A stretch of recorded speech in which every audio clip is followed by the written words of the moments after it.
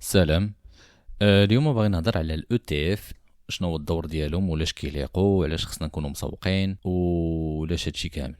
بطبيعه الحال الى اي واحد بغى يستثمر ممكن يستثمر يشري اسهم ويخليهم عنده، يشري بزاف ديال الاسهم ويخليهم عنده بالطريقه اللي كنت شرحت في خلاصه رقم 13 و 14. جاوب على دوك جوج اسئله وتخليهم عندك، ومع الوقت داكشي غادي يطلع ومريضنا ما عنده باس وربي كبير. علاش مسوقين حنا شي او تي اف اصلا؟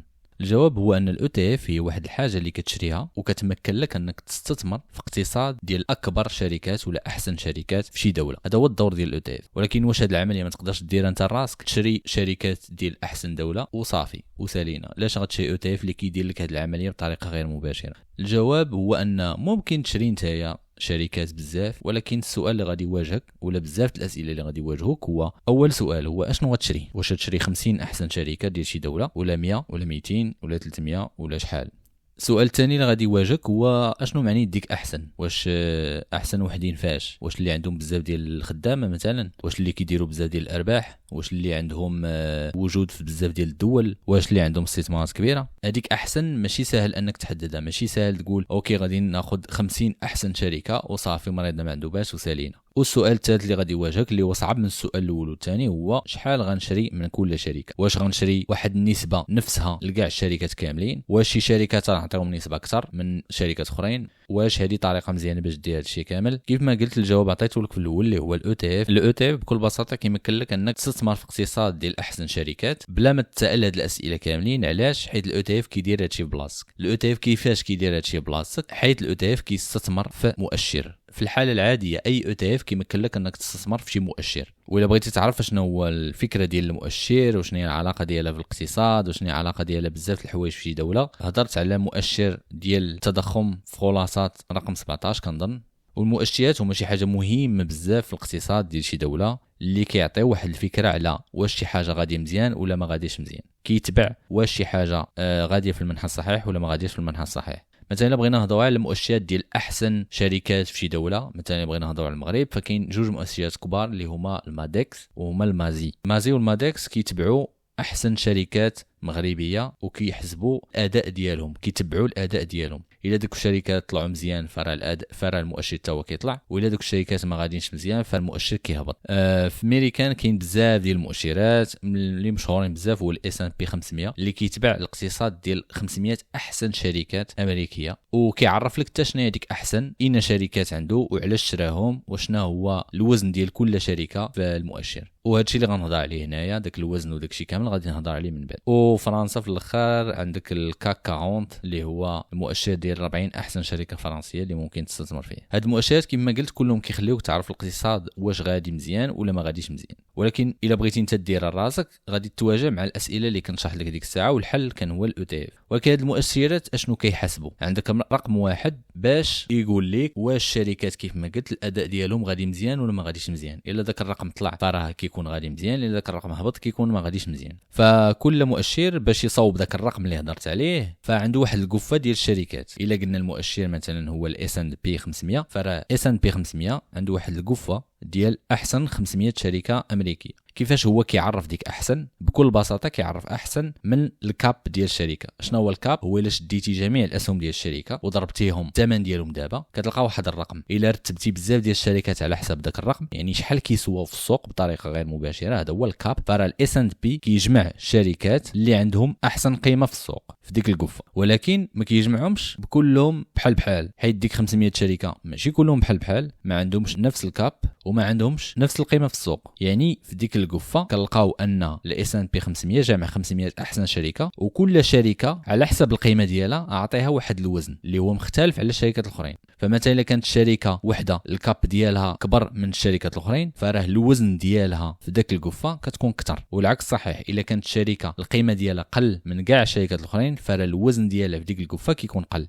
اشنو هو داك الوزن؟ هو الويت اللي هو كيتعبر عليه بواحد النسبه مئويه. كنقولوا مثلا ان انفيديا كتشكل 8% ديال المؤشر ديال اس ان بي 500، وكنقولوا ان مايكروسوفت كتشكل 4% ديال واحد المؤشر اس ان بي ديال الاقتصاد الامريكي الى اخره الى اخره. كل شركه عندها واحد شحال كتمثل في المؤشر بطريقه غير مباشره، هي بشحال عندها ديال القوه انها تتحكم في ذاك المؤشر. حيت مثلا الا افترضنا واحد المؤشر اللي فيه واحد الشركه فيها 50% ديال الوزن، فراه ديك الشركه الا تحركات طلعات ولا هبطات الاداء ديالها، فراه غادي يتحكم ب 50% في ذاك المؤشر. يعني عنده واحد القوه كبيره بحال القوه ديال الفوت ديال الانتخاب ديال 50% انها تحرك المؤشر. بطبيعه الحال هذه الفكره ديال القفه والمؤشر ماشي فكره جديده، كاينه في بزاف ديال المؤشرات. وإلا بغيتي تشوف المؤشر ديال التضخم ولا الانفليشن اللي هو CPI اللي هو كونسيومر برايس اندكس، راه هضرت عليه في خلاصه رقم 17. وإلا فهمتي هذه اللعيبه ديال الانفليشن والقفه ديال الاستهلاك وكذا وهاد اللعيبات كاملين، فراه المؤشرات كلهم ديال الشركات الاخرين غيجيوك شي حاجه بطاطا، شي حاجه سهله بزاف.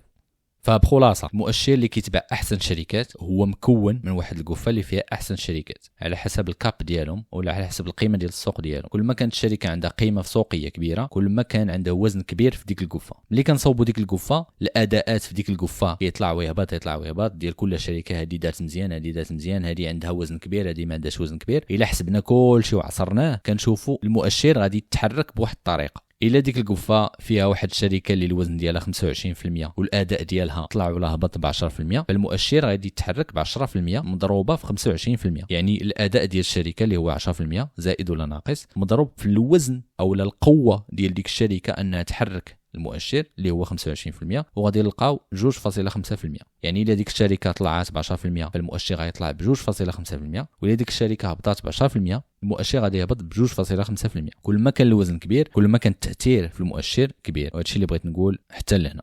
دابا الا انا واحد الشخص اللي باغي نستثمر في الاقتصاد ديال شي دوله، مثلا باغي نستثمر في الاقتصاد الامريكي، كيف ما قلت في الاول عندك الحل انك دير داكشي كلك لراسك. سير صوب قفه شري فيها الاسهم وبقى مقابل الوزن ديالهم، حيت الوزن راه كيتبدل مع الوقت. الوزن ماشي شي حاجه اللي مستقره، كيتبدل كل نهار كيتبدل، مره يطلع مره يهبط مره يطلع يهبط وغاديه. وانت عندك واحد القفه اللي غتبقى مقابلها فيها 500 شركه وانت بقى مقابلها، هذه طلعات هذه هبطات. فهمتي شي حاجه اللي معقده بزاف انك تتبع مثلا الS&P 500، ماشي شي حاجه اللي سهله. فكيفاش كتستثمر في هذا المؤشر بطريقه بسيطه؟ هو الETF.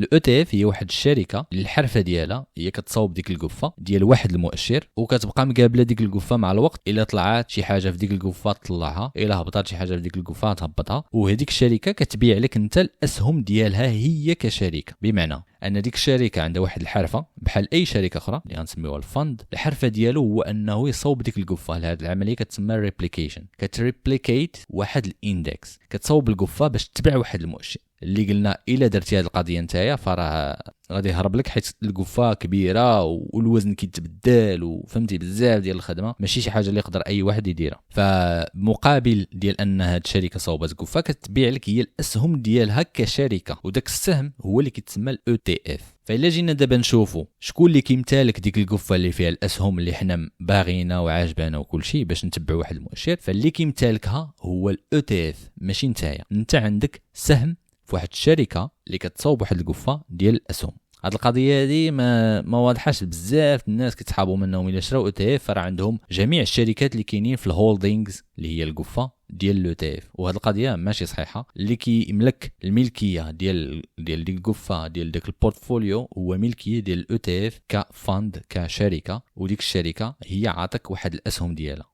غير هو ان السهم ديال داك الفند كيعكس الممتلكات ديال الفند اللي هما القفه. يعني الا ديك القفه ولات عندها قيمه كبر فراه السهم حتى هو ديال داك الشركه اللي هي الفند حتى هو كيطلع حتى هو كيولي عنده قيمه كبر. ولا ديك القفه القيمه ديالها هبطات اللي هي من الممتلكات ديال الفند فراه السهم انت اللي كتملك اللي هو الETF حتى هو راه غادي يهبط وغادي. غادي نسالي بمثال واحد ديال S&P 500 كمؤشر وكيفاش تستثمر فيه. فكاين فريمون بزاف ديال الETFs اللي ممكن تشري باش انت تعرض للاكسبوجر ديال S&P 500 او لا احسن 500 شركه امريكيه. من الاشهر ديالهم هو الVOO او لا الفانغارد اللي هو الفند اللي هو ديك الشركه اللي كتصاوب القفه سميتها فانغارد، والETF سميتو VOO. دابا الا جينا نشوفوا القفه اللي كاينه في هذا الVOO غنلقاو جميع الشركات اللي كاينين في المؤشر ديال S&P 500 نفسهم. غنلقاو انفيديا، غنلقاو مايكروسوفت، غنلقاو جوجل، غنلقاو تسلا، غنلقاو بيركشاير هاتاوي، غنلقاو بزاف الشركات وممثلين تقريبا بنفس الوزن ديالهم في المؤشر. يعني الوزن ديالهم في المؤشر طبيعي خصنا نلقاو نفس الوزن في القفه اللي كاينه في الETF. وهاد القضيه ضروري خصك تفيريفيها، حيت الا ما فيريفيتيهاش كيعني انهم هما عندهم واحد القفه مختلفه على القفه اللي كاينه في المؤشر، وهذا الشيء ما بغيناش حيت حنا بغينا الاكسبوجر للS&P، ما بغيناش الاكسبوجر لشي حاجه اخرى. فبخلاصه الاو تي اف هو واحد السهم في واحد الفند. الدور ديال داك الفند هو انه تو ريبليكيت ان اندكس، يعني انه يصوب واحد القفه اللي كتبع شي مؤشر. يقدر يكون مؤشر ديال احسن شركات، يقدر يكون مؤشر ديال اكبر شركات، يقدر يكون مؤشر ديال اكثر شركات عندهم ربح. كاين بزاف المؤشرات، وبالتالي كاين بزاف ديال لي او تي اف. خصك الا بغيتي تشري او تي اف تشوف داك الفند اشنو عنده في الداخل في القفه ديالو، واش كيشبه المؤشر ولا ما كيشبهش المؤشر. والحاجه المهمه اللي كنشوفها بزاف ديال الناس كيغلطوا فيها اللي هي ان انت ملي كتشري او تي اف ما كتمتلكش القفه اللي كاينه في الفند، كتمتلك سهم في شركه ككل، وبطبيعه الحال داك السهم كيعكس الممتلكات اللي كاينه عند داك الفند. الموضوع مازال طويل، كاين بزاف الحوايج على الاو تي اف، كيفاش تستثمر فيهم، كيفاش تعزلهم، ما هضرتش عليهم هنايا. اشنو هما الحوايج المهمين اللي خصك تديهم البال قبل ما تشري او تي اف، كيفاش تحسب الاداء ديال الاو تي اف او العائدات ديالو، كيفاش تشوف الريسك ديالو. وكاين بزاف المواضيع اخرين اللي عندهم علاقه بالاو تي اف اللي هما الثمن ديال الاو تي اف، الاكسبنسز ديالو، شحال كيتقام عليك، الى اخره الى اخره. بودكاست خفيف ظريف، ما غاديش بطبيعه الحال نهضر على كل شيء حيت غادي نخربق كل شيء الا هضرت على كل شيء. وهادشي اللي بغيت نقول، تهلا في راسك.